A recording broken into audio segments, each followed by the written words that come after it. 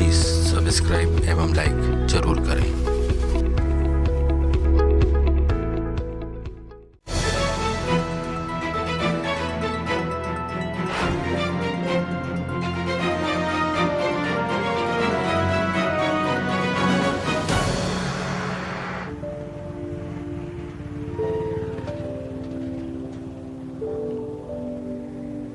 कार्यक्रम के इस भाग में हम बात करेंगे शिवना नदी के बारे में।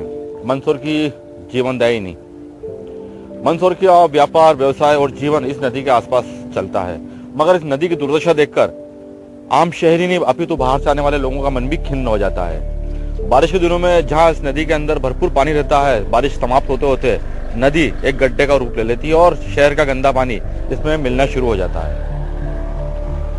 प्रशासनिक पहल तो सिर्फ आंकड़ों तक सिमट कर रह जाती है, मगर जब स्वयंसेवी संस्थाएं और धार्मिक संगठन कुछ कार्य करना चाहते हैं तो उनको भी काफी दिक्कतों का सामना करना पड़ता है। नदी है तो मंदसौर का जीवन है। इस बात को लेकर मंदसौर के अंदर कई संस्थाएं प्रयास कर रही हैं। इस वक्त हमारे साथ में खड़े हैं हरिशंकर जी शर्मा और सत्येंद्र जी सोम, जो पिछले कई दिनों से सुर्खियों में इस बात को लेकर बने हुए हैं कि शिवना का उद्धार हो जाए। वे क्या प्लान लेकर चल रहे हैं और उनके पास में क्या दिक्कत आ रही है, इस समय में इसी नदी के मुहाने पर खड़े, नदी के किनारे पर खड़े हैं और बात करेंगे। सत्येंद्र जी और शर्मा जी, आपका हमारे कार्यक्रम में बहुत बहुत स्वागत है। सबसे पहले मैं आपसे जानना चाहूंगा, आपने शुरुआत कैसे की, क्या आपके मन में कल्पना है इस नदी को लेकर और क्या दिक्कतें आ रही है? ये जहाँ मैं खड़ा हूँ ये भगवान पशुपतिनाथ का गर्भगृह है और ये विश्व विख्यात प्रतिमा जो निकली थी ये शिवना से निकली थी और इसका हम जल पी रहे थे और इसका जल पीकर हम पोषित हैं।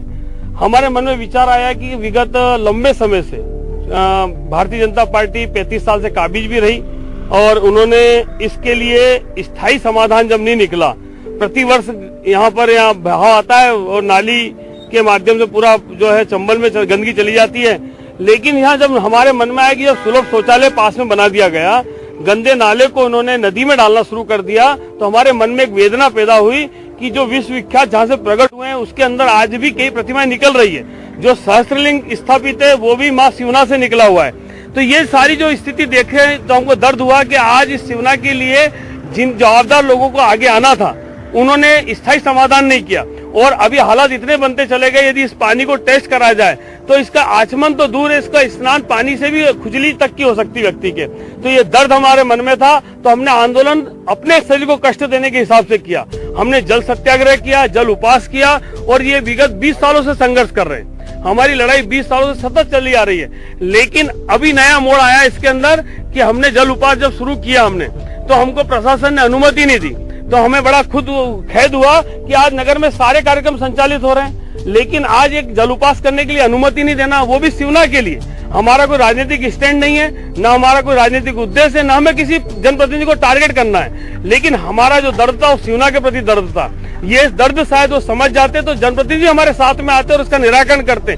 2 जल सत्याग्रह 2 सालों से आ रहे हैं, एक भी जनप्रतिनिधि ने आके हमको टटोला नहीं कि भाई साहब आपका दर्द क्या है। वो वोट बैंक के आधार पर घर घर अपने वोट मांगते हैं, हमें खुशी है, वोट मांगना भी पड़ता है, लेकिन एक जल उपवास हो, जल सत्याग्रह व्यक्ति आके पूछने भी अपने आप को कमजोर समझता है कि यार मैं नहीं जाना चाहता। तो ऐसे तो अंदर दुख प्रकट होता है। और ये जो शिवना है इसकी लड़ाई के लिए कई सामाजिक संगठन लड़ रहे हैं, केवल एक हमारा नमामि शिवना नहीं लड़ रहा है, कई ग्रुपों ने इसमें अपना मेहनत भी करी है, उसको गहरीकरण भी किया है। मुखिया ने यहाँ आकर आश्वासन भी दिया कि हमारा 6 करोड़ का बजट भी आ रहा है और आप निश्चिंत रहें, ये शिवना बहुत बड़ा रूप लेगी, साबरमती का रूप लेगी, लेकिन और दिन पे दिन बदतर हालत होती जा रही है। आज की तारीख में इसमें 20 नाले बड़े बड़े डले हुए हैं, जो गंदे नाले डले हुए हैं, सुलभ शौचालय बना हुआ है, धोबी घाट बना हुआ है। इस शिवना के लिए हमने 3 मांगे बड़ी महत्वपूर्ण करी थी। तो एक तो शिवना घाट जो बना, इसमें धोबी घाट जो बनाया उसको हटाया जाए, गंदे नालों को विसर्जन पूर्णतः प्रतिबंधित किया जाए, सुलभ शौचालय हटाया जाए और एक शिवना सुरक्षा दस्ता।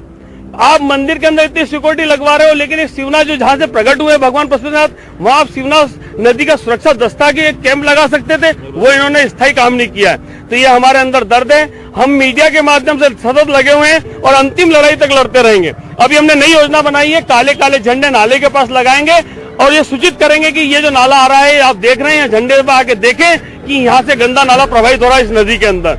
और ये गर्भगृह जब तक साफ सुथरा नहीं दिख जाता हम अपने आंदोलन को मुखर रखेंगे और अपने आप को कष्ट देंगे। हम किसी को गाली नहीं देंगे, न हम जनप्रतिनिधि को गाली देंगे, न किसी को हम टारगेट बनाएंगे। हमारी लड़ाई शिवना के प्रति, जवाबदारों के प्रति रहेगी और ये सतत जब तक चलती रहेगी जब तक इस शिवना का उद्धार नहीं हो जाता। और हमारे अंदर जब तक प्राण है, इस नगर में हम रहते हैं, हमारी निजी जवाबदारी मानते हुए इस आंदोलन को मुखर रखेंगे। और हम आमंत्रित करते हैं जो भी लोग हमारे साथ जुड़ना चाहें, बिना किसी धर्म के, किसी जाति के, किसी राजनीतिक पार्टी के, सबका आह्वान है, सब आए और शिवना की इस आंदोलन को मुखर करें।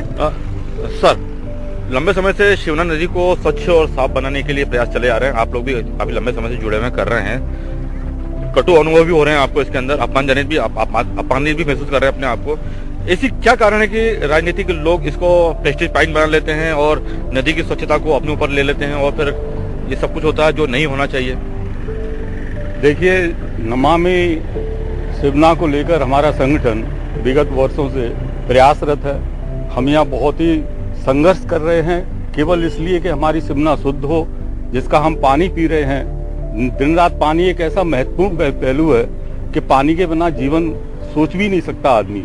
ऐसे पहलू पर भी पूरा प्रशासन और शासन के जो लोग बैठे हुए हैं नुमाइंदे, अभी आप देखिए रिसेंटली कल कलेक्टर साहब ने एक बात कही अपने पेपर के माध्यम से, जो उन्होंने वक्तव्य दिया, उस पेपर में उन्होंने कहा कि इफ्को को हमने ये योजना बना के भेजी थी, लेकिन उसको अपडेट करने का टाइम आया, उसमें कुछ अपडेट कराना था, तो हमने उस इफ्को की उसको प्लान को पुनः इफ्को के पास अपडेट करने के लिए भेजा है।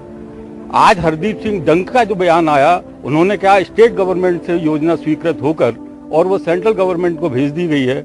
अब क्या सही है क्या गलत है, जनता को किस कदर गुमराह शासन और प्रशासन कर रहा है, ये आपके चैनल के माध्यम से मैं कहना चाहूंगा। जो भी नीति है, जो भी बात है, उसे स्पष्ट करें।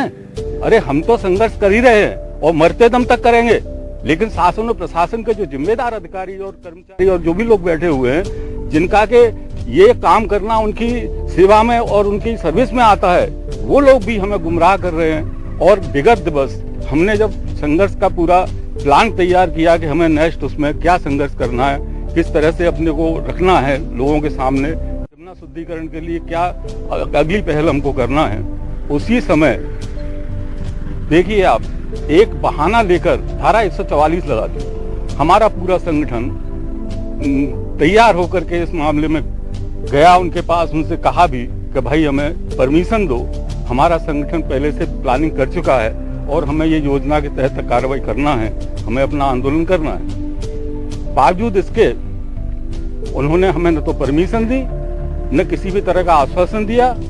आज हमें 5 बजे एसडीएम साहब ने फिर बुलाया है कि आप आइए, आपसे बात करना है। देखते हैं 5 बजे क्या रणनीति की बात करते हैं वो, क्या हमें कोई सांत्वना देते हैं या हमें सफाई के संबंध में कोई विशेष सौगात देते हैं, क्या करते हैं हम आज जाके पता करेंगे उनसे। 5 बजे जाएंगे हम लोग मिलके। ये स्थितियां पैदा हो रही हैं। संघर्ष करने के बावजूद भी एक आदमी के कान में जूं तक नहीं रंगी अभी तक। हमारा जो प्रशासन, जो उसको हमारे संगठन के लोग हैं, बराबर खड़े रहते हैं घंटे घंटे 2-2 घंटे तक, जो भी हमने टाइम निर्धारित किया है। आज तक के पीरियड में न तो कोई शासन, न कोई प्रशासन, न कोई नेतागण, कोई भी हमसे ये पूछने नहीं आया कि भाई तुम्हारा दर्द क्या है। हमारे दर्द को कोई नहीं समझ रहा, लेकिन हम भी भगवान को समर्पित है, पशुपतिनाथ को।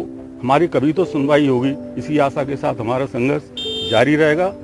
जय हिंद, धन्यवाद। तो इस प्रकार ये जो संघर्ष समितियां शिवना शुद्धिकरण में लगी हुई जो संस्था हैं, किस प्रकार से इनको अपने कामों में दिक्कत आती है, इसकी वानगी अभी आपने आप दोनों के माध्यम से सुनी है।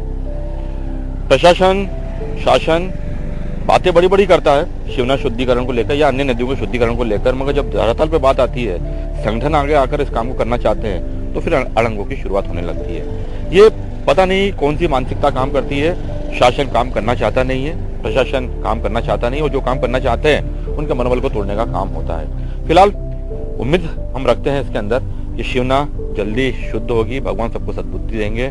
और ये जो शिवना आज हमें गंदे स्वरूप में यहाँ वहाँ दिखती है, कहीं इसका हरा कलर हो रहा है, कहीं लाल कलर हो रहा है, कहीं कीचड़ से ये काली दिख रही है हमको, ये आने वाले दिनों में सब तो समाप्त होगा और शिवना हमें अविरल धारा में बहती हुई एक साफ स्वच्छ जल के रूप में नजर आएगी। सर, आप लोगों के समर्पण और सेवा को हम सलाम करते हैं और उम्मीद करते हैं कि आपका जो योगदान है, आपकी जो सेवा है, ये प्रशासन शासन समझ में आए, आपके काम में सहभागी बने और सारे राजनीतिक एजेंडों को दूर रख के सब लोग मिलकर एक साथ काम करें और शिवना को शुद्ध करें। बहुत बहुत धन्यवाद कुलशेखर साहब, आपने हमें मौका दिया अपनी बात रखने का। शिवना के शुद्धिकरण में आपका भी योगदान है। इस मामले में हमारी बात जो शासन प्रशासन तक पहुंचेगी ऐसा हम मानते हैं। आपके द्वारा किया गया प्रयास अवश्य सफल होगा, इसी आशा के साथ मैं हरिशंकर शर्मा। मीडिया का बहुत बड़ा योगदान रहा है इस आंदोलन को हर बात को मुखर करने में।